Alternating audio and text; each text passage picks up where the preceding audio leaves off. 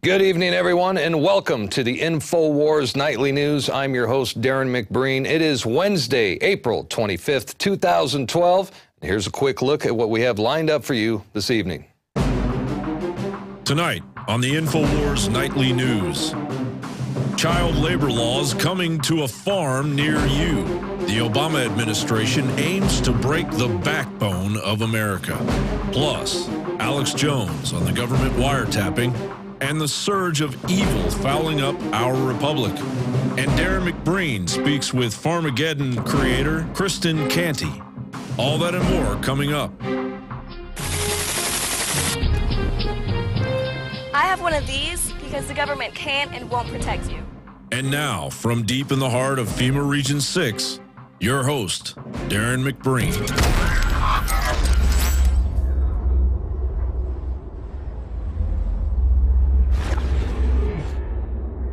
All that and more coming up during the next 30 minutes or so. But first, let's move right on to our top headlines. This one out of the Daily Caller, as there is a proposal from the Obama administration to prevent children from having to do farm chores.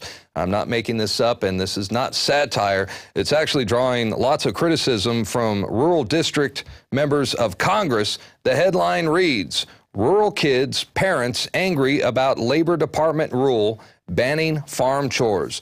The Department of Labor is poised to put the finishing touches on a rule that would apply child labor laws to children working on family farms, prohibiting them from performing a list of jobs that on their own family's land.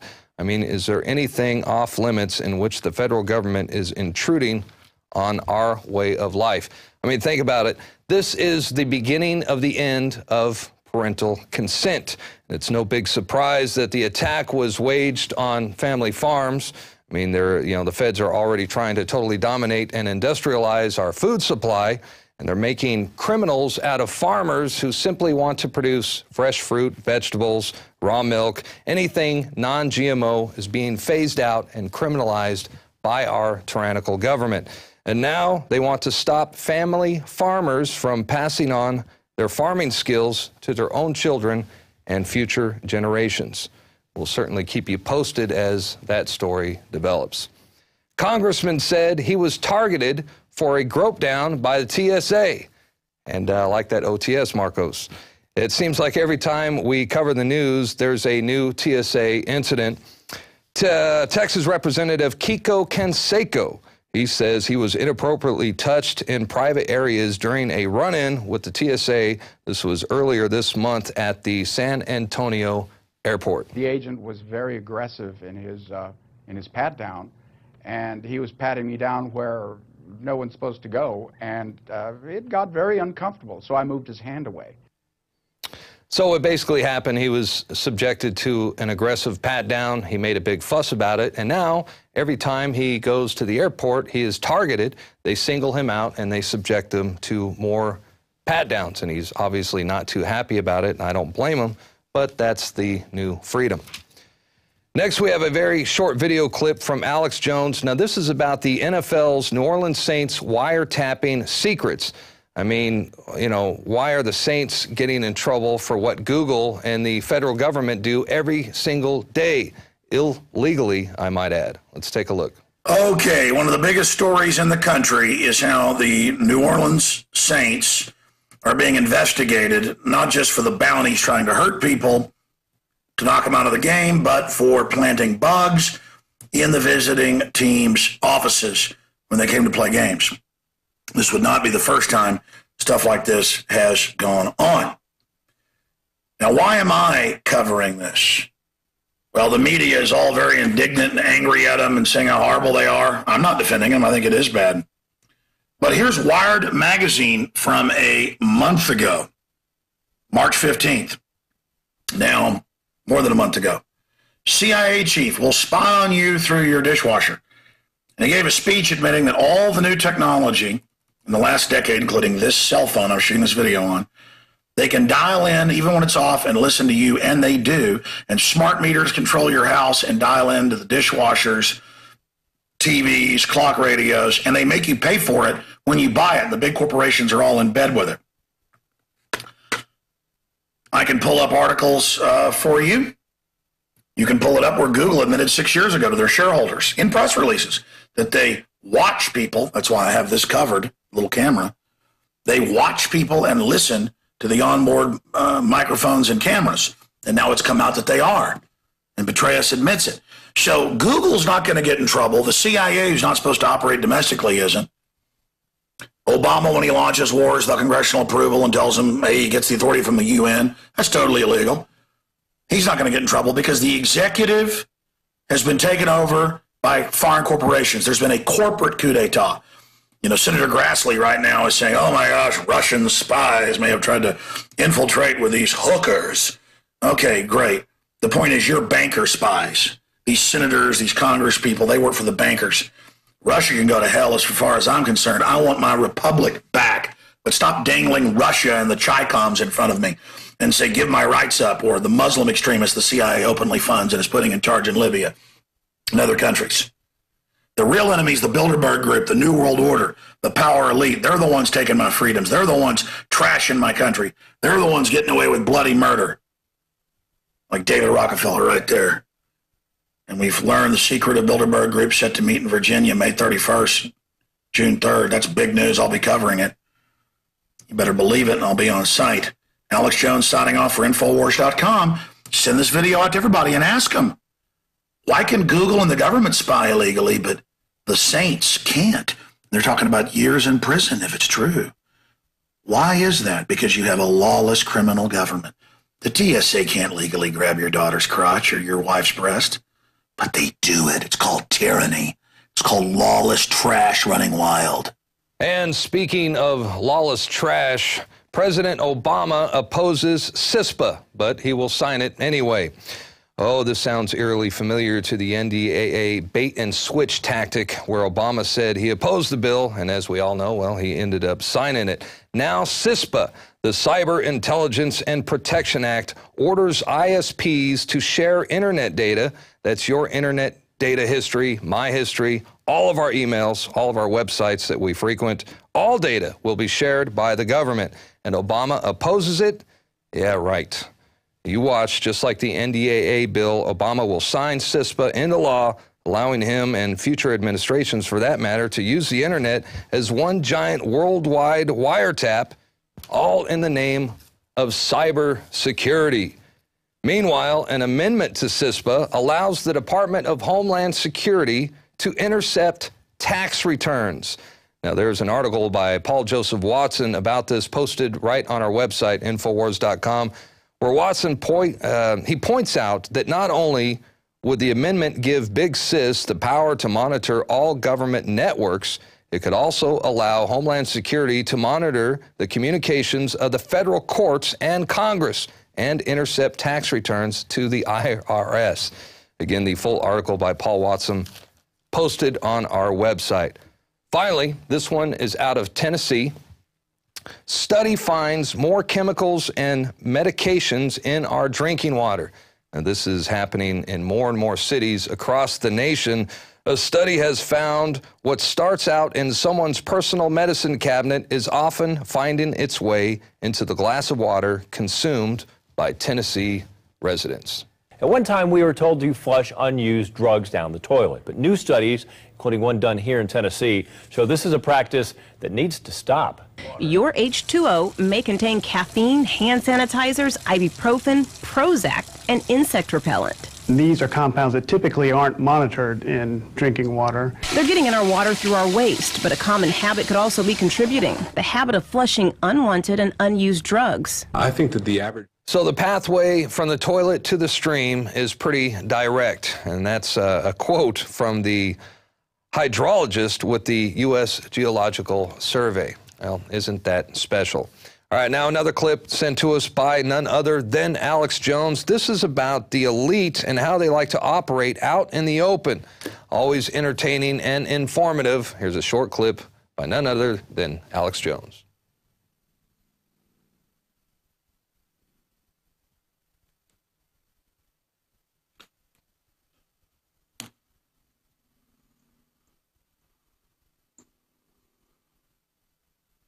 I think about how beautiful this planet is.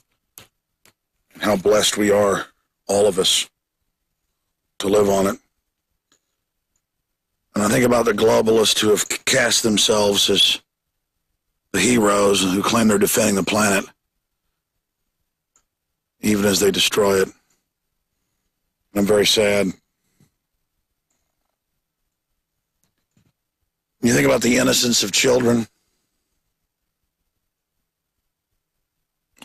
I know it makes me angry.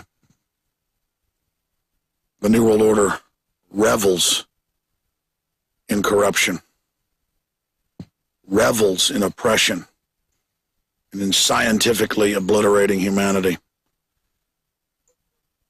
In their own writings, they brag about it. And I think about how fast they're moving, how they're trying to break our will right now, letting John Corzine steal all those billions of dollars and be caught lying and didn't get in trouble. I think about how the Washington Post now just brags and admits the Bilderberg Group basically vets and chooses the two-party major candidates, decide who's going to get the funding and the media coverage to get in there. I think about how extrajudicially people didn't believe that the NDAA would allow secret arrest and imprisonment of Americans, and then now it's just admitted. I also think about how the IRS is trying to get legislation passed. It's passed the Senate, it's in the House, to let them take your passport and not let you travel if they say you haven't paid taxes. No judge, no jury, no due process. Then they're a Federal Reserve collection agency on top of it. Don't even fund the country. And now I've read the new legislation where it says that they can just arbitrarily ban your Second Amendment, not let you buy guns, confiscate it. And I see some of the commenters, even though we have a link to the article in the legislation, in denial about it. I mean, look at how the government admits they're spying on us without warrants. Look at the admissions of torture, all of it. I mean, it's all happening, and it's going to get worse. But I know why some people, the minority, are in denial. They just can't admit to themselves that I've been right, that Ron Paul's been right. They just can't do it because they don't respect themselves. They don't think they have any power to stop it or resist it. But just think about all the crazy stuff that's out in the open now. And ask yourself how much crazier it's going to get. I mean, my God. The IRS just says they'll just come take your guns if they want. Not even in a seizure. They'll just say, well, we've decided you can't have a gun. That's that no gun buy list Rahm Emanuel talked about. I mean, what a slimy crook. And we even linked to the video in an earlier video. It's the featured video on Infowars.com and our YouTube channel. Listen to that bullfrog. People are just in so much denial. Well, not me. I'd want to know the whole truth and make preparation for it. I wonder if you're making preparation for it, because these guys are going ahead with everything. And it's going to only get worse. And if you think Mitt Romney's going to save you, you're just like the idiots that thought Obama was going to save you. It'll only get progressively worse till we reverse it. Because these people are tyrants and they're bought and paid for. Alex Jones signing off for Infowars.com. And that brings us to the quote of the day, this one by John D. Rockefeller, where he says, I would rather earn 1% of 100 people's efforts than 100% of my own efforts. Well, tell us how you really feel, you arrogant bastard. Hey, we're going to take a quick break, and when we come back, we're going to be joined by Kristin Canty. Now, she is the producer and director of this new hard-hitting documentary, Farmageddon, as our rights to have access to the fresh and healthy foods of our choice, well, it's really under brutal attack by the federal government. Kristin Canty and a look at Farmageddon when we return right after this. Stick around. Since 2006, something odd and alarming has been happening to commercial beehives throughout the United States. Beekeepers returning to these hives find that the bees are completely gone, vanished, without a trace. This phenomenon has been labeled CCD, or colony collapse disorder. CCD typically occurs in early winter or spring, when the bees that leave the hive to go foraging for pollen simply do not return. The hives appear to be normal, with active queens, developing many brood, with ample food stores. They just simply leave and don't come back. This pattern is followed by the rest of the hive, and with no apparent reason. The vacant hives have had active queens developing many brood, and the hives are well stocked with food and has been reported to have affected nearly 1/3 of all commercially managed hives. This is particularly disturbing when you consider that 76% of all food production and 84% of all plant species rely on bees for pollination. All right, today it's the 21st of April, and there was some propaganda called Coney 2012, and they had a thing called Cover the Night, where they tried to get kids from around the United States and from around the world to go and post all this Coney 2012 propaganda all over, and they used the date 4/20.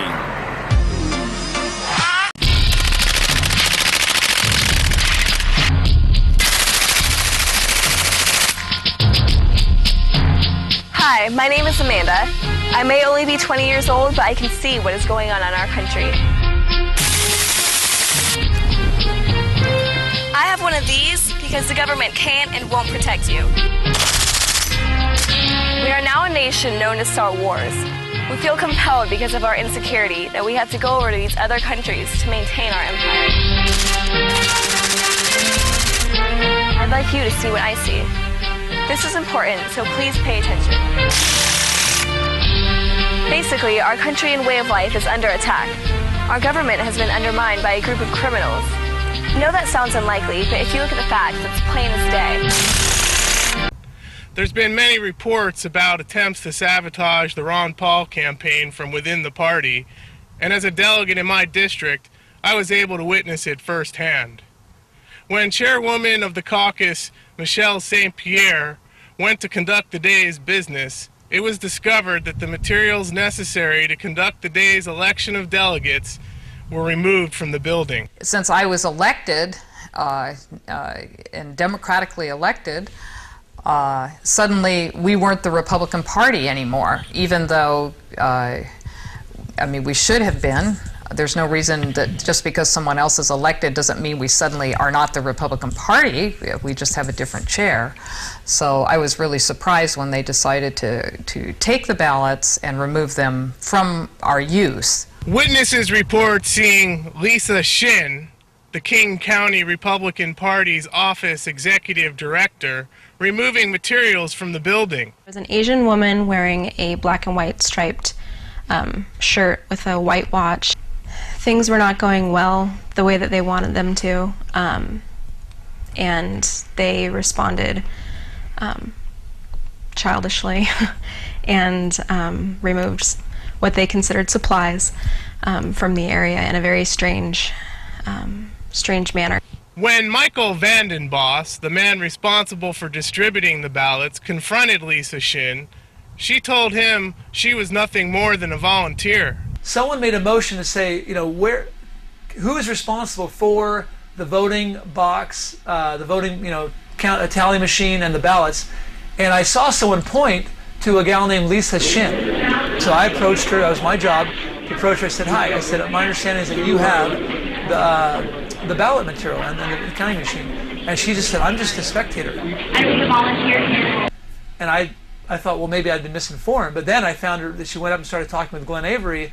And apparently she was the person who had the materials, and I was told later that that she had taken the voting box and the ballots outside of the building after their chairman wasn't elected.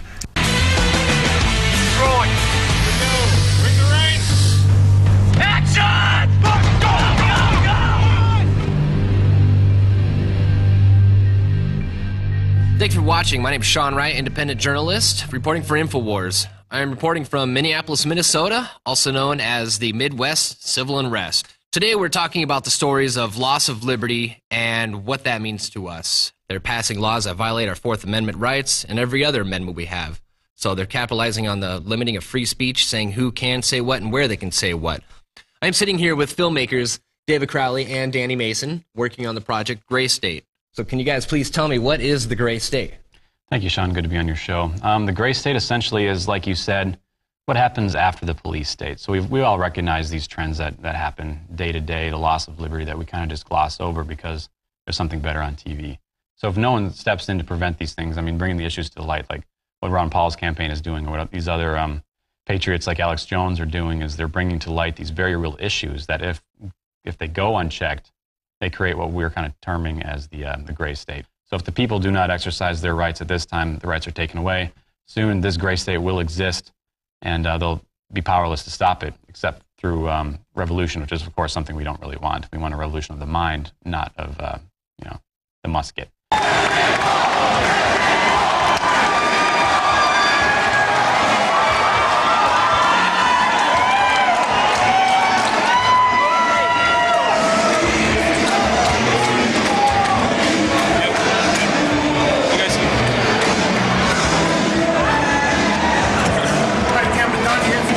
I'm here, standing here with Ron Paul. Ron Paul, the question today is, what were you going to do if you get in as president of the United States? What would you do against Agenda 21 of the United Nations?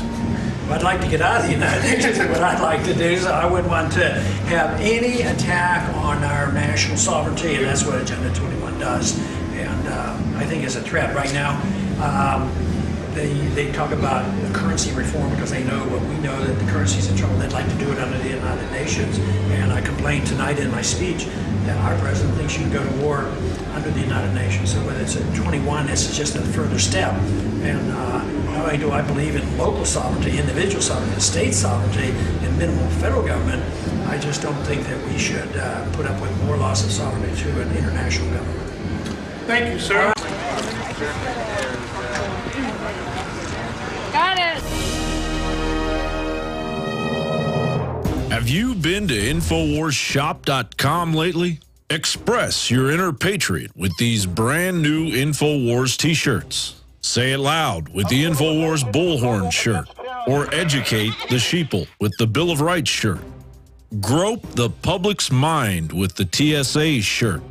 And with this shirt, you can let the dark side know of the Rebel Alliance's power. All available at InfoWarsShop.com. Sick of the globalist eugenicist control freaks adding poison to your water and laughing as you get sick and die? Start purifying your water with ProPure. My friends, I've done a lot of research, and the best gravity filter out there, bar none, is ProPure, and it's available discounted at Infowars.com. Its filters are silver impregnated to prevent bacterial growth. There's no priming required. It's NSF 42 certified. Optional fluoride filters can reduce fluoride up to 95%. Easy to set up and use. Doesn't require electricity. Purify water from lakes, streams, ponds, and wells. This filter system leaves in beneficial minerals, which is key. Save money by not buying bottled water and avoid BPA that leaches from the plastic. ProPure is the best gravity-fed filter out there. It's what my family uses. Infowars.com already has the lowest price on ProPure, but if you add the promo code WATER at checkout, you get an additional 10% off at Infowars.com. You can also call to order 888-253-3139. I'm announcing our biggest contest ever. And we're looking for people who love freedom and who want to be all in the resistance to tyrants. So you say you want to fight the New World Order. Why, if you were on the radio, if you were Alex Jones, you'd really kick some globalist ass. Well, here's your chance. We're hiring not one, but 2 new reporters whose reports are going to be on the radio, whose reports are going to be on the nightly news, who will even anchor the show. If you're ready, here's your chance to step into my shoes, and I hope you surpass what I've done. 2 winners, $10,000 in prizes, and a shot to be a reporter inside the Infowars.com command center. We're looking to hire 1 male reporter and 1 female reporter. And when you win $5,000. Your video gets seen by hundreds of thousands, if not millions of people on YouTube, and you get put into the very front of the running to be hired as a reporter / anchor right here in our operation. Do you have what it takes to be the next Info Warrior? The rules are posted below me here and at Infowars.com. This is a big deal. You know, the globalists are expanding their global empire, but at the same time, the people are waking up all over the world. We've expanded our operations in the last year. We've added the nightly news 5 nights a week. We're making more special reports. We're reaching 15 million people every week. In a year, I want that to be 30 million. This is your chance to join the team. I want to see what you can do. But a big hint is this. Can your news piece make the news? Does it get people's attention? Does it educate people? Does it open minds?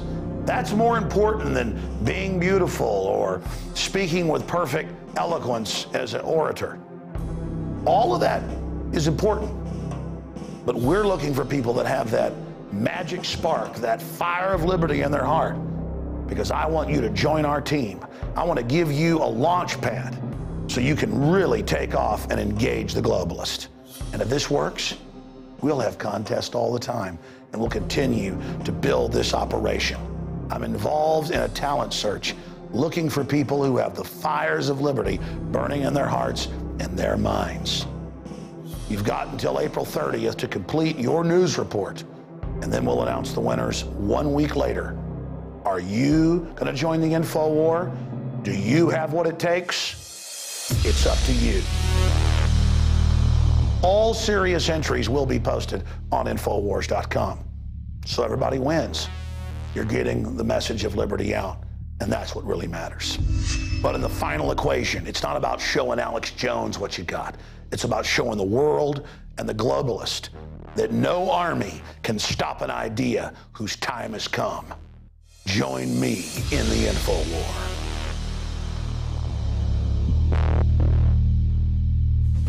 So you say you want to fight the Info War. You say you want to go head up against the New World Order. You can do a better job than Alex Jones? I know you can. And here's your chance to prove your mettle.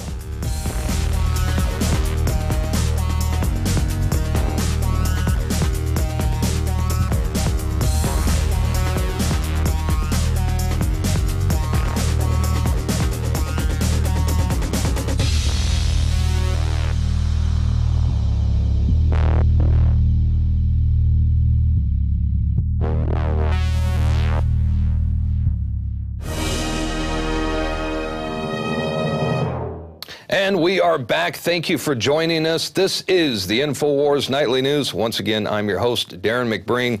And you know, it's no secret that the establishment has been persecuting family farms to totally dominate and industrialize our food supply. They're making criminals out of farmers who simply want to produce, fresh fruit, fresh vegetables, and, raw milk. Anything non-GMO is being phased out and criminalized by our tyrannical government.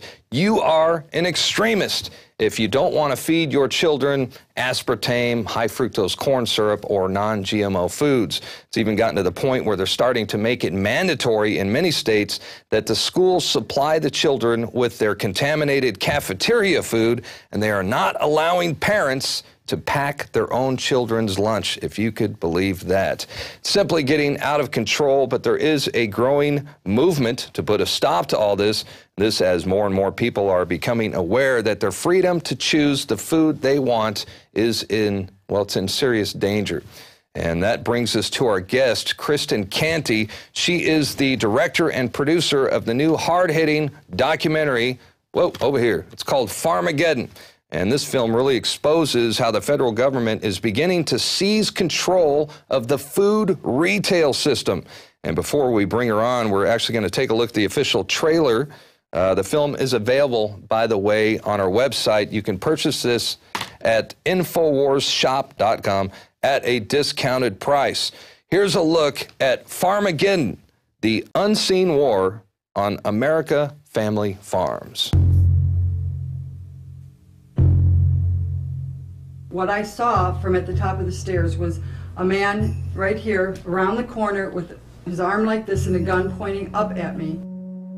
They even took the sheep that I had brought over from New Zealand and they took them out to Iowa and they killed them for a disease that doesn't exist to this day. They're actually going onto the farm and telling farmers how to grow things. Raw milk from South Carolina, USDA grade licensed dairy, a imminent health hazard according to the state of Georgia. They came with the director of milk control, the assistant director, and our inspector.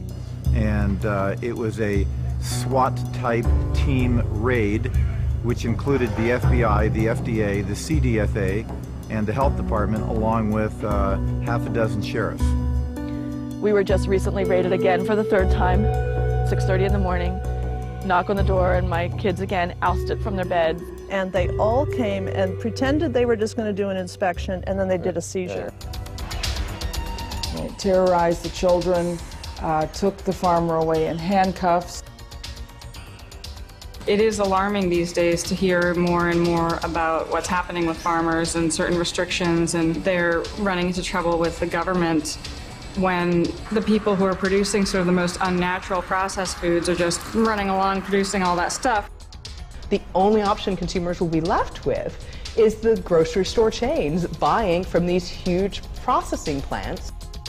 Energy doesn't win, the farmer doesn't win, the birds don't win, the eater doesn't win. You know, nobody wins in that system.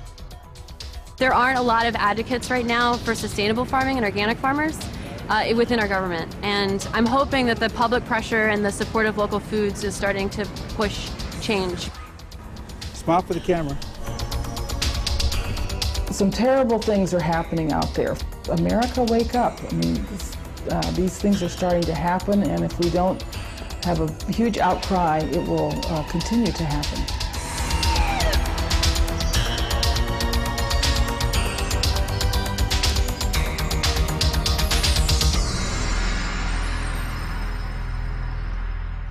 And we are joined now by the writer and producer of the film Farmageddon. Her name is Kristin Canty. And Kristin, thank you for joining us today. You know, I watched the film for the first time last night. It was, I'm very impressed. It was very professionally put together. I think it's an awesome tool to wake people up. But tell us a bit more about the film, why you decided to make it, and maybe some of the highlights of the film as well. Sure. Thank you so much for having me. I guess I'll start from the beginning, from my son and why I made the film to speak to food freedom. So I guess I'll start from the beginning and tell you about why I choose to eat this way, why I choose to eat off the farms. And that's because my son, when he was 4 years old, he was completely ridden with allergies and asthma. Doctors told me that he was allergic to grass, dust, every kind of animal, every kind of pollen, bees. And so he had an asthma inhaler, and he was up all night long screaming all the time that he couldn't breathe. You know, he'd be wheezing, and doctors kept giving me stronger and stronger medications for him. Now, and I remember hearing that it was so bad that you couldn't even have carpet in your house or curtains in your house. That's how bad his asthma and allergies were? Right, because he was allergic to dust. So I had to keep plastic on his bed and HEPA filters in his room, and we had to rip up our carpets and take down our curtains and get rid of all of our pets and you know, trying to manage this. And the medications, unfortunately, weren't helping. It would have been great if I could have just given him a pill and he would have been all better, but it didn't work for us. So luckily I met some naturopath doctors and a chiropractor who convinced me to take him off the medication and try unprocessed foods, try, you know, really working on his diet. And so I started doing a lot of research, and I was very lucky to find the Weston Price Foundation online. And there were a lot of compelling stories there about people that had been healed of their allergies when they started consuming unpasteurized milk from local farms.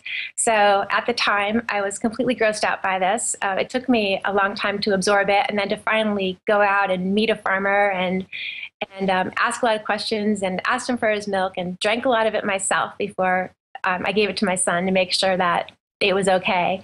And I finally gave it to him, and very, very quickly, he was completely healed of all of his allergies. So it was amazing.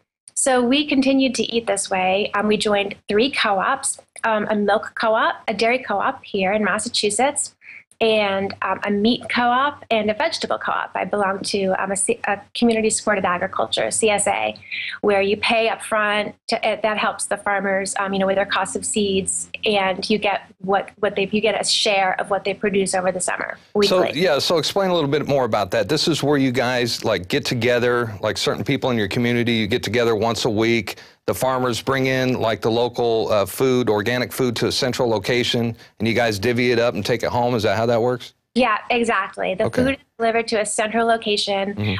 Every CSA is different. It's sometimes for the vegetables, usually you just get what was picked that week. Sure. And for other foods like meat and milk, you place your order, and you place a specific order and go pick it up in a central location. So this worked out. This has been working out great for us. And a few years ago, about 3 or 4 years ago, I was asked, I've always been supportive of farming organizations, of Northeast Organic Farmers Association, and they asked me to have a fundraiser for them along with the Farm to Consumer Legal Defense Fund. And I didn't know what the Farm to Consumer Legal Defense Fund did. When I went to research that, I found out that they were defending for free all of these farmers around the country that had been raided for having co-ops, having these private clubs, and for providing fresh milk to willing consumers, none of whom ever got sick. And this is what got you interested in starting to start thinking about making the film, right? You're witnessing these raids, hearing about these raids. Tell us about some of these raids and how far, some of the worst raids that you witnessed and that you heard about. They're all bad. I don't know if I could single out a worst. One of the ones that's kind of along the lines of what we're talking about right now is the Omana Storehouse in LaGrange, Ohio.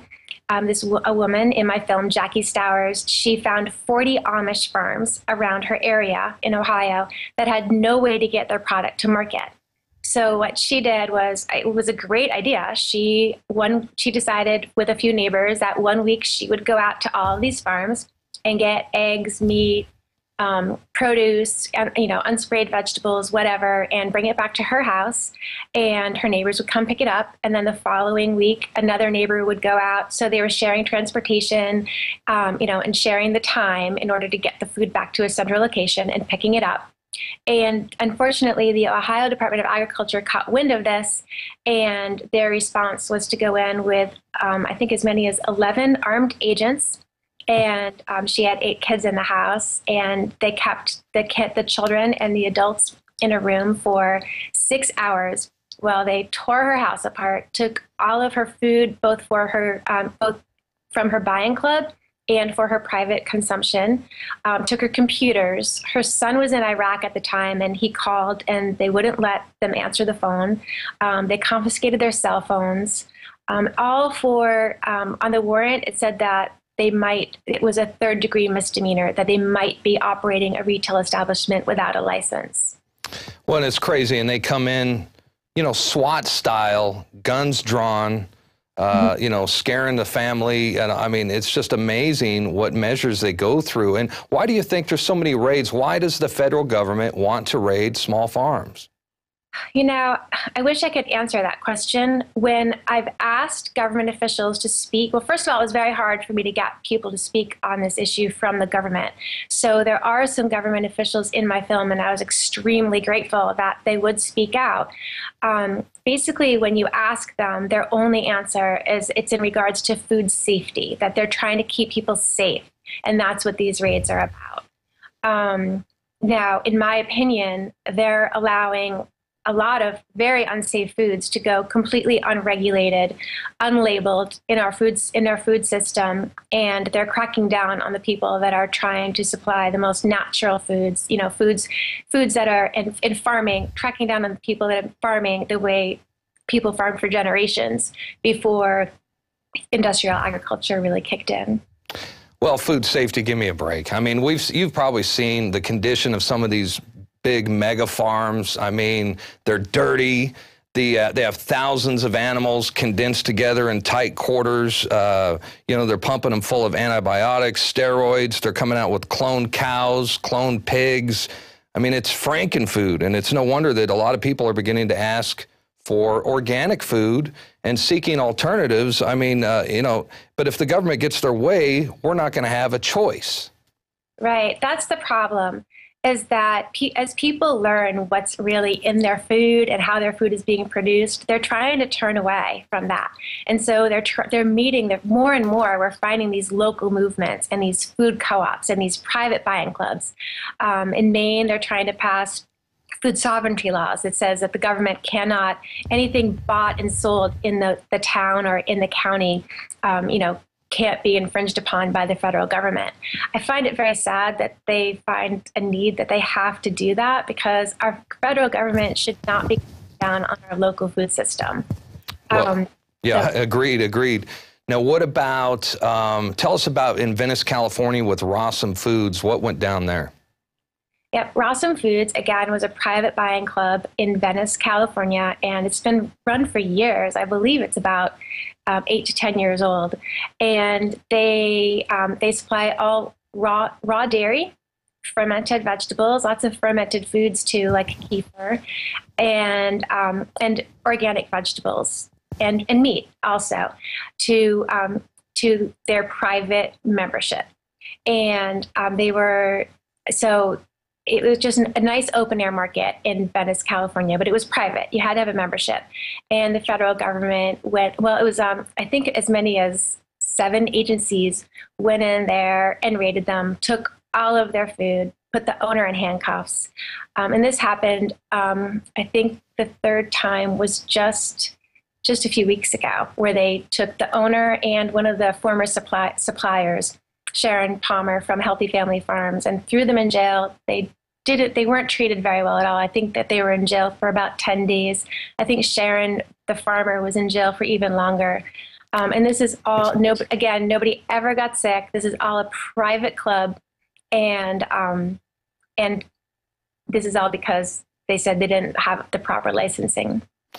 Well, as you were making the film, did you have friends and family that were just like, hey, this isn't happening, this can't be happening? And then when you finished the film and they got a chance to see it, did it make believers out of them? Did you change anybody's minds after seeing the film? Yeah, the odd thing is that that's why I had to make the film, because I was trying to get this issue publicized. I was calling mainstream media and trying to get other documentary makers to make a film about this. And people didn't believe me. But, there's been a big difference between when I started the film and now that I've finished it, because I feel like more and more people are waking up, and they're not as surprised for the most part, they're not as surprised as they were a few years ago that this is occurring. Sure. Well, it's getting great reviews, and I'm looking here where the Los Angeles Times says it's an eye-popping wake-up call. And like I said, I did watch it for the first time last night. I really enjoyed it. I think it's an effective tool. I think it's going to make changes. So I think we get this out to friends and family members, pass this video along, and I think it's going to make a difference, like I said. Tell us more about what's happening now. Is there a movement? What can we do to stop this tyrannical takeover of our food supply? It's state by state right now. The FDA is having monthly meetings with your state health departments. And I think these conversations are called Healthy People 2020. And it seems to me that the main goal in these conversations is to regulate the small farms. So, basically, number one, you can get involved with your state legislature to make sure that, to alert them of this, to alert them of the plight of the small farmer in your state right now. And form groups, form large, at least a small group and large groups if you can, and go meet with your representatives and tell them your concerns. Find out what is affecting your farmer in your state or your co-op in your state, and go talk to your state representatives.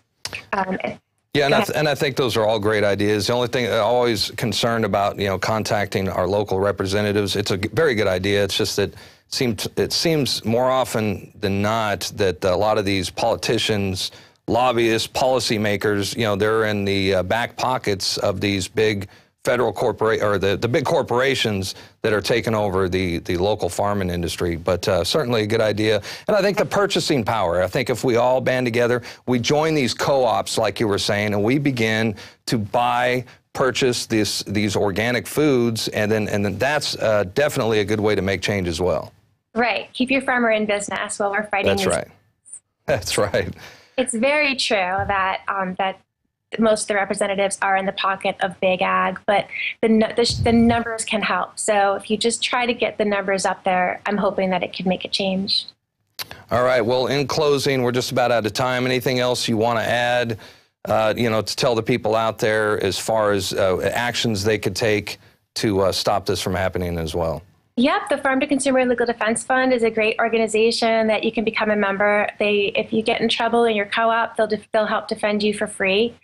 And there's many other organizations. The Farm and Ranch Freedom Alliance is right there in Texas where you are. The Organic Consumers Association is fighting hard for labeling our food and for our freedom to drink raw milk. And I'm sure there's others. And there's others on my website. My website is farmageddonmovie.com. That's right, farmageddonmovie.com. And this is about as important of an issue as it gets. I mean, our freedom to choose the food that we want is at stake here. So it's a real clear and present danger. And I want to thank you, Kristin, for joining us. You've been an awesome guest, and we look forward to having you hopefully again soon in the near future. All right, thank you so much for having me. All right, thank you. And well, that just about does it for tonight's show. Thank you for joining us. Hey, don't forget that you could purchase Farmageddon on our website, InfoWarsShop.com. Buy a copy today, share the vital information with your friends and family, because it's only a matter of time, folks. If we don't stop this federal takeover of our food, they will completely dominate our entire food supply. You won't even be able to grow a garden in your own backyard. Mark my words. It is up to all of us to stop this from happening. Thank you once again for joining us. We will be back tomorrow night, Lord willing, 7 p.m. Central Time. Until then, fight the New World Order, and we'll see you back tomorrow. Good night.